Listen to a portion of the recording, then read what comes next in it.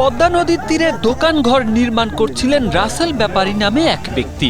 আর এই নির্মাণ কাজে বাধা দেন স্থানীয় যুবদল নেতা রাজীব ছৈয়ালের সমর্থকরা। অপরদিকে রাসেল ব্যাপারীর পক্ষে অবস্থান নেন কেদারপুর ইউনিয়ন ছাত্রদল সভাপতি রাব্বিড আলী। এই নিয়ে দুই পক্ষের মধ্যে দীর্ঘদিন ধরে উত্তেজনা চলছিল।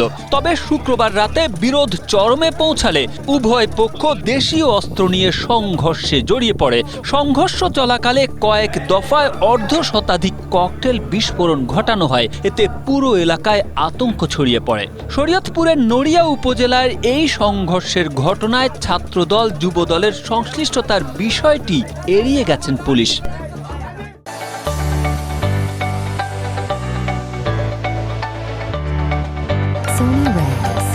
দোকানকে কেন্দ্র করে দুপক্ষের মধ্যে ডালিপাড়া এবং নিকেরপাড়া দুই পক্ষের লোকের মধ্যে হাতাহাতি হয়, মারামারি হয়। আমরা ঘটনার পরপরই পুলিশ এখানে চলে আসি এবং দুপক্ষকে দুদিকে সরিয়ে দিয়ে বর্তমানে নিয়ন্ত্রণে আছে।